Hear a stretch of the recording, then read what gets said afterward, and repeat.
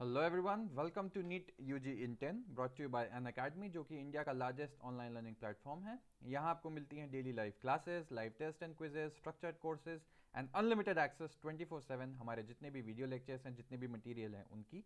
लेकिन उसके लिए आपको हमसे जुड़ना होगा। अन अकेडमी लर्निंग ऐप डाउनलोड करें गूगल प्ले स्टोर पे जाके या iOS ऐप स्टोर पे जाके, एंड देन आपको लेना होगा हमारा नीट यूजी का पेड सब्सक्रिप्शन, जिसके कई ऑप्शंस अवेलेबल हैं 1, 3, 6, 12, 24।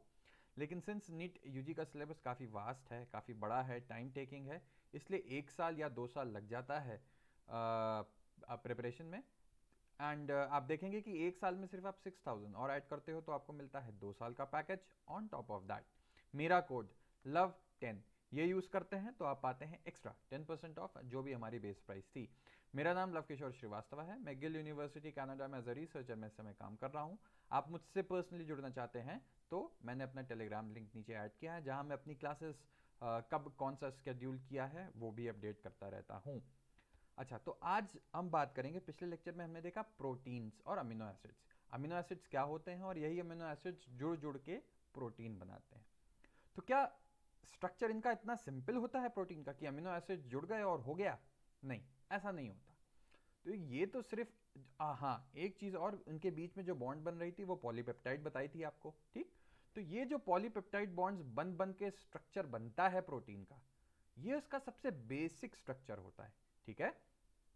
इसके बाद में क्या होता है कि ये जो प्रोटीन हैं ये, और सेकेंडरी तो प्राइमरी स्ट्रक्चर क्या हो गया जिसमें सिंपल बॉन्ड्स आ गई, यही आपस में घूम फिर के फोल्ड होके, ठीक है, एक स्पेसिफिक कॉन्फर्मेशन ले लेती हैं फाइनली, जो कि एक्टिव स्टेट होती है।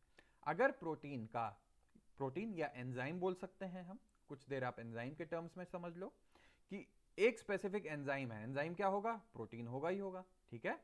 तो हाँ, कुछ एक्सेप्शन है एंजाइम के जो प्रोटीन नहीं होते, आपको वो मैं बताऊंगा। लेकिन 99.9% एंजाइम्स, मोस्टली जितने भी एंजाइम्स हैं वो प्रोटीन ही होता है, बहुत कम को छोड़ के, ठीक।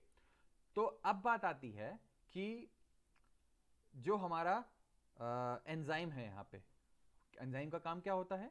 एक सबस्ट्रेट पे एक्ट करेगा और फाइनली प्रोडक्ट बना देगा, ठीक है। वो हम एंजाइम्स और डिटेल में डिटेक्ट स्टडी करेंगे। लेकिन हाँ, एक बात जो मैं आपको यहाँ बताना चाह रहा हूँ कि प्रॉपर उस प्रोटीन की फोल्डिंग होनी चाहिए, उस एंजाइम के स्ट्रक्चर की प्रॉपर फोल्डिंग होनी चाहिए, तभी वो काम करेगा, नहीं तो नहीं करेगा, ठीक। अब आप ये देखें, पिछले उसमें आपको मैंने स्ट्रक्चर बताया था एक अमीनो एसिड का। अमीनो एसिड में क्या था आपका? एक आपका अमीन ग्रुप था, एक हाइड्रोजन ले लो, एक आर ले लो और एक एसिड। तो आप देख रहे हो एक तरफ कार्बन है, एक तरफ नाइट्रोजन है ना। तो अब लंबी सी चेन बनेगी, तो एक तरफ आपने देखा एन साइड हो गई, एक हो गई सी। तो हम इसकी जब भी अमीनो एसिड को, प्रोटीन को या पॉलीपेप्टाइड को रिप्रेजेंट करते हैं या बताते हैं, तो हम बता सकते हैं कि एन साइड और सी साइड के टर्म्स में, जिससे आपको समझ में आ जाएगा। अच्छा, अब बात आती है कि प्रोटीन से आपको बताया ही कि क्या होता है, ये हेट्रोपॉलीमर्स होता है containing strings of amino acids. तो इस पार्ट में तो कोई कंफ्यूजन रहा ही नहीं। प्राइमरी स्ट्रक्चर आपको मैंने बताया कि कौन सी थी, जो अमीनो एसिड्स थे हमारे, वो आपस में जुड़ते चले जाएंगे। तो जुड़ जुड़ के जो पहला स्ट्रक्चर बनाया वही कहलाता है प्राइमरी स्ट्रक्चर ऑफ प्रोटीन। अब क्या होगा, ये जो प्राइमरी स्ट्रक्चर बना, ठीक। अच्छा, ये पार्ट तो मैंने आपको बता ही दिया यहाँ पे कि जो एन साइड और सी साइड क्या होती है, ये सब आप जानते हैं, ठीक है। तो ये पार्ट तो आपका क्लियर है। अब हम देखते हैं कि तो इस तरीके से अगर अमीनो एसिड जुड़ता जा रहा है तो ऐसे रॉड टाइप बन जाना चाहिए, ठीक है। ये एन होगा, ये सी होगा, है ना। लेकिन ऐसा नहीं होता, ये तो सिर्फ इसका प्राइमरी स्ट्रक्चर हुआ, ठीक। अब आप लेकिन नीचे ये देखेंगे, ये तो ऐसे कॉइल टाइप का स्ट्रक्चर है, यानी कि ये जो है इसके आपस में कुछ ना कुछ फोल्डिंग हो रही होगी, तभी ये बना एन और सी, ठीक। तो हाँ, बिल्कुल सही बात है कि ऐसा होता है। अब आप देखें कि ये है हमारा एक सेकेंडरी स्ट्रक्चर, और ये और फर्दर इसके बीच में बॉन्ड्स बनेंगी, अलग अलग फोल्डिंग होगी इसकी, और तो बन जाता है टर्शियरी स्ट्रक्चर, ठीक है।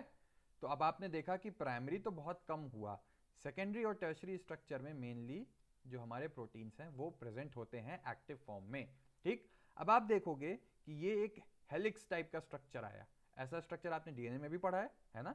तो अब आप यहाँ पे देखोगे कि वो इमेजिन करिए आप, एक सीढ़ी नहीं होती है जो ऐसे घूमते हुए ऊपर जाती है, तो ये वैसे ही दिखता है, उसी को हेलिक्स बोलते हैं।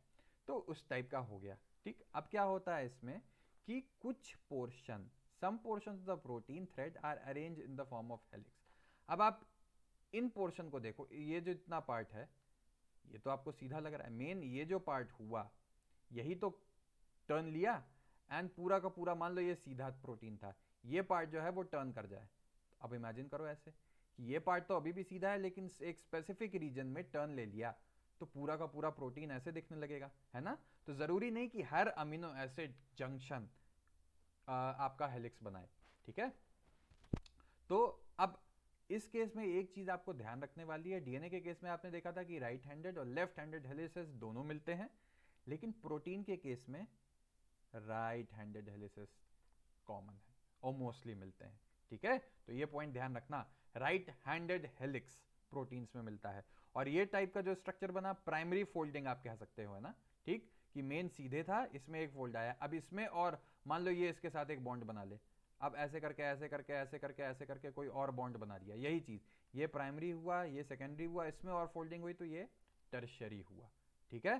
तो सेकेंडरी तो आप समझ गए कि जो भी आपका थ्रेड था, इस प्रोटीन को जो नॉर्मल प्रोटीन था इसको थ्रेड बोल दो मान लो अगर, तो thread are folded into other forms जिसको सेकेंडरी स्ट्रक्चर कहेंगे। अब यही आपस में और होंगी, ठीक। In addition the long protein chain also folded itself like a hollow woven ball. ये आप देखेंगे ऊन देखा है ना, ऊन, ऊन का गच्छा जैसे होता है, तो ये वैसे ही तो हो गया ना, वो बना देगा आपका टर्शियरी स्ट्रक्चर, ठीक है। अच्छा, अब बात आती है कि जरूरी नहीं कि ये एक ही प्लेन पे हो, एक ही प्लेन मतलब आप एक कॉपी पे रखेंगे तो 2D, जरूरी नहीं 2D में हो, 3D में भी हो सकता है। जैसे ऊन का बॉल है तो वो कोई फ्लैट 2D में तो रखा नहीं होता है कि फोटो है ना, उसमें एक एक्स एक्सिस भी होता है, एक वाई भी होता है, एक जी भी होता है, यानी कि वो 3D उसमें होता है। तो 3D स्ट्रक्चर ऑफ प्रोटीन बहुत इंपॉर्टेंट होता है।